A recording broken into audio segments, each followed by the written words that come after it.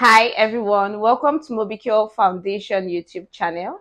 So today, 8th of November, violence, and we have a very interesting topic that I would want to talk about today. But before I tell you guys what the topic is about, I would like to introduce my guests here on set. And I have with me many and gifts.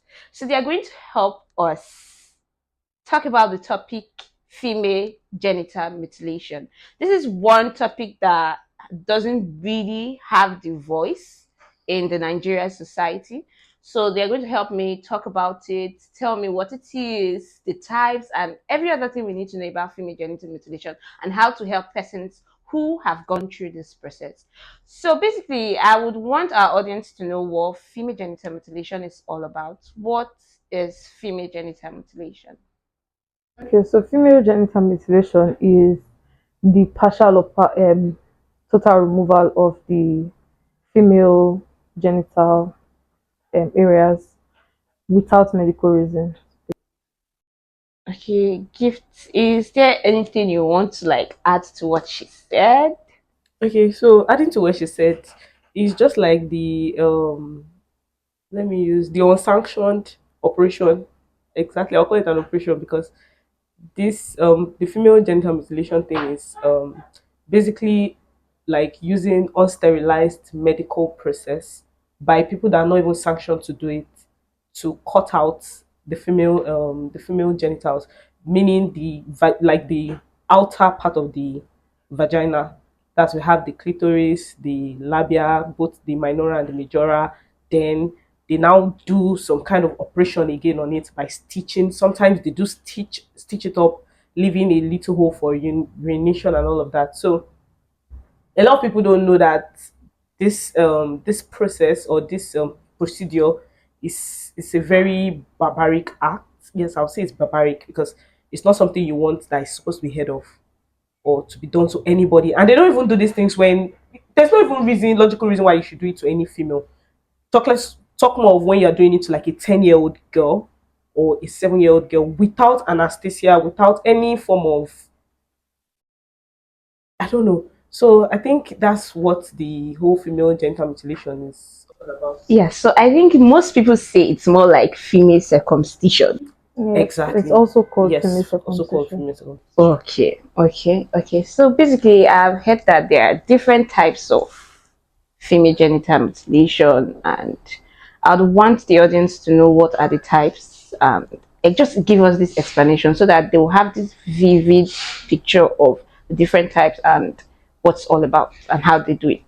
Okay, so basically, according to WHO, there are three types of female genital mutilation. We have the type 1, we have the type 2, we have the type 3, and then in most cases, there's a type 4. So for type 1, it's clitoridectomy. So what this involves is cutting out the clitoris from the whole package, let me put it like that. And then for the type 2, we have taken out both the clitoris and then the labia minora. So just those two, that's what you take out for the type 2. While for type 1, you take out just the clitoris. So for type 3, which is also called infibulation, you take out, or you stitch rather, you stitch from the point of the clitoris like down there and just leaving a little opening for urination like she previously said. And then in rare cases, the type 4, you completely close everything. And sometimes these people are so, what I call it, wicked. They put something like a stick or um just like a tiny piece of rod or something and then stitch it inside there. Yes. If you actually go through the internet, you'll see like videos of people sharing their experiences and all. Gift, is there anything you want to like add to it? Because hearing this is I basically said everything, but I think the whole cutting and everything. For people that don't know, maybe we should do a visual cut and Representation. exactly to show how it is. the way the vagina is now for females, you know how your vagina is. It's a meaty and a fleshy this thing. Imagine taking a razor blade and they cut exactly like cut the tip of your clitoris. Then the sides that open to the cut, then they stitch it without any form of injection to deaden to numb the pain or anything. That's exactly what it is. And they don't do these things when they are babies, oh, like full grown female, like 10 years old, 12 years old, when they are aware of the pain. So that process is not even the physical pain is even one aspect because some people even pass out from that pain. Some people die in the process of that. I was watching an interview recently of a girl that went to her grandma's place, and when they were about to do the process for her, the person in front before her, when they took Died. her in, she died on the spot when they were trying to perform the circumcision for her. Wow. It wasn't her turn, she ran away. They were looking for her all around, but she later ended up going through the process. Wow. So, yes, but some people pass out in the course of that process. Then some people they are traumatized for life.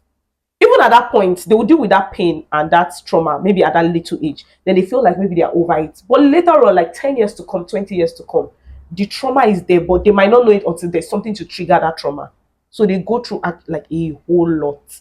In this part of in Africa, in Nigeria, and I'm very sure in some other part of the world, they do these things. And I choose to believe that I don't think religion actually accepts this female circumcision.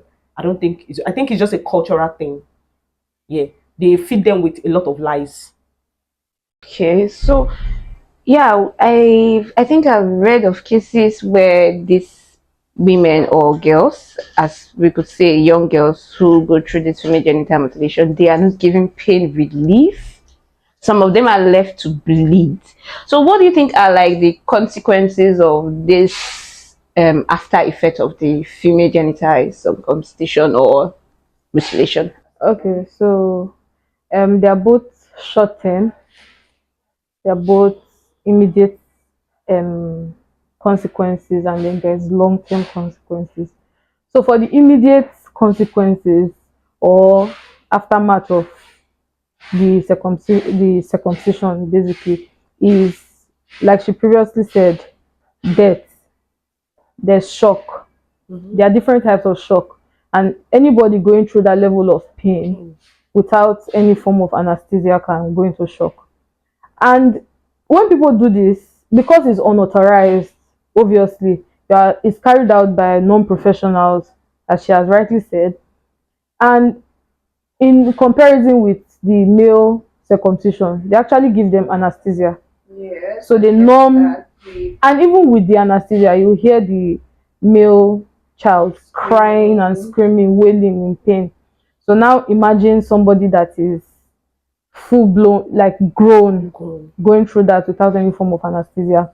So it can cause shock, can cause death, hemorrhage, which is excessive bleeding, and So for the long term effects, problems with childbirth, because remember we talked about the ones that they stitch close. Yeah, the ones So that the they canal, stitch just for yes, the canal is now Very small. very small. So there's no space for the baby to come out when it's time for labor or childbirth. So sometimes they have to cut these women again, additional pain. And not even cut And the regular way, sometimes they cut cut sideways. sideways, Exactly. yes, as opposed to the regular episiotomy that they give during childbirth. And then sometimes they end up having cesarean section, which is, you know, a whole different ball game of pain again. So it's just a lot of pain. Now they have increased risk of STIs. They have increased risk of UTIs, and it's just a lot of, there's psychological trauma, post stress disorder, there have post traumatic disorder. There's just a lot And there's sexual disorder emotionally. too. Yeah. Okay, before we come to that, you said UTIs and STIs. So let's like give like our audience the like what UTIs and STIs are. So UTIs are urinary tract infections. Remember, this process is non-sterile. They use equipment that are not sterile. They don't even have the basic knowledge of sterilization or applying aseptic techniques to do this procedure. So when they do this procedure, they just basically Cut and go. cut and go, and they use same instruments For on one another girl, person. girl 2, girl 3, girl 4, and the list goes on. First of all, again, using on multiple girls increases the risk. One, because there are people who had STIs from Being sexually active, or maybe they may not be sexually active at that age, but like from parent to child. So the risk is, the possibility of another person transferring is high. Now for UTIs, there's infection. Again, this whole procedure is non-sterile, so you can pick up infection. There's microorganisms. There's this, so it's just a whole lot going on. Wow, these people are really, really going through a whole lot of things. Gifts, is there anything you would like to like add? Because even me myself, I'm stunned and shocked. It's a lot. If you go through the internet or you start making your research, it's really way deeper than all this that we're saying. Yeah. I remember when you told us about the topic and I decided to read about it, I was stunned. I was shocked. I think I saw your WhatsApp. Yeah, I was shocked. Like things I was seeing on the internet, and I'm like, wow, like ladies actually go through it. There are a lot of people that actually speak up for these things. Then the recent one that I was following up and everything was an interview like here in Nigeria, a very popular pastor and all of that. The pastor was stunned. He was shocked. There were some things he was just opening his mouth because of the things that were coming out from this lady. So this lady was given her experience. Now she's married. There's a problem with the marriage. It might not seem like a problem, but there is a problem because sexually she's not interested. Not that she doesn't love her husband. Obviously, you love somebody enough to be able to marry them. But sexually, imagine young couples that only have sex once in 2 months or once in a month. How? So she doesn't, even that once in a month, it's a lot of struggle. And these are the side effects, the long-term side effects of female genital mutilation. This is one of the side effects. And it's not just, like, I don't know how to put it. It's not just even the sex itself. Because for me, I feel like sex is mental. It starts from the brain. Yeah. If you're not being able to, like, they cannot stimulate you like brain-wise, obviously your body is not going to follow through. So she already has a trauma from what exactly has happened to her. So her brain is not even then, followed by the fact that her organs that are supposed to stimulate her as a woman is not even active. So the husband can do heaven and earth. She's not going to be moved. Like she's not interested. And she's even scared because the canal has been stitched everywhere. There's a lot of pain. If he's going to, he cannot even force himself, obviously. He can't. But if he's going to try, she will be in so much pain. And whatever thing that have happened, her brain might now flash back to when they did all this thing. So all those trauma will now come out. So they don't get to enjoy sexual pleasure. And one of the lies they tell these people is that you will be clean for your husband, or you will be. Yeah, I think I've heard the story of when they say. I don't know. What in the African society they say it helps to curb. Yeah, from being promiscuous. That is a big lie from the pit of hell. I don't know where they got that lie from, but that is a lie from the pit of hell. I feel like women should be able to enjoy sex no matter how it is. But you're not lying to those girls that they are keeping them or preserving them for their husband. They even lie to them that it's even hygienic. How? Damaging them. They are damaging this girl. They say it's hygienic. You stitch somebody's vagina. You can't even wash their private parts, like clean it the appropriate way, and you're telling them all that kind of lie. Although I know they don't have power because they are still small children at the time. Yes, I don't think the mothers at that particular time can even say anything. Because sometimes these moms, they just go and drop their children with their grandparents, and their grandparents don't hijack. It's even so bad that if from communities where they do this thing, Yes. if you are okay, for example, 3 of us are in the same community, and you have done FGM, or I have gone through the procedure, and she hasn't, yes, they're going to stigmatize her. Yes. Oh my God. Yes. And then you are now wondering, oh, okay, maybe I should just do it anyway. They are not well informed about it. I know, but most of the times, I think they say the society we're in is patriarchy. So, na papa or na man of house gets sick. So I feel basically these women also will have the backing of their husbands. And I think I would have really loved if a guy was on set here to like help us understand from I him. don't think any guy that will be on set I here, will, especially our generation, yeah, will will never actually. never agree to this. And I don't think sometimes they it will. doesn't even have to do with your level of education, because most of these people, they are still, they are learned, but at the end of the day they still take their children Back to I mean, should we call it peer pressure or make I just do because stigmatization is just so basically, there's stigmatization for not being a monk? yeah, I think it's just a basically. cultural thing, like tradition. Yeah, they feel like it's their I tradition. don't They do have to, amo, you never do. Once yeah, you they do have to amo, uphold that tradition. Pressure, not be pressure. Person supposed to face for this modern it's life. the life we Well, live in. is the society and the African society too. So it's the society we live in. Okay. So I just want to ask one very last question. When you were telling us about the video you watched earlier this week or so about the woman who has had difficulties in her marriage because she cannot be sexually aroused, I want you to like tell us what you think can help these women like from the pleasure world. Let me use that in quotes. Okay, firstly, she needs to see a mental health doctor. She needs to go for counseling, a therapist. Yeah, she needs to actually see a therapist. I don't know, but in Nigeria here, I don't know how we don't take mental health so serious in Nigeria. Yeah, we don't take therapy so serious, but I think it will actually help to do a bit of work. She needs to see a therapist first. They need to walk her through all the process. She needs to, break down, like let them break everything down for her.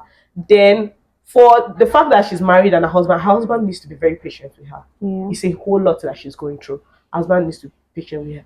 Then from my own personal point, yeah, I would advise they could get external stuffs like their toys, their sex toys, to make the experience way better. So they can actually impute like some other stuff to Ways to get pleasure. yes, to get pleasure, then to help stimulate her body and all of that. So I think that with that, then again, I'm a Christian. She can pray to God. God will definitely come through for There's her. nothing God cannot do. Exactly. Yeah, So I actually. think with all those things, and if she put her mind to it, if she really wants to make it work, it could actually work.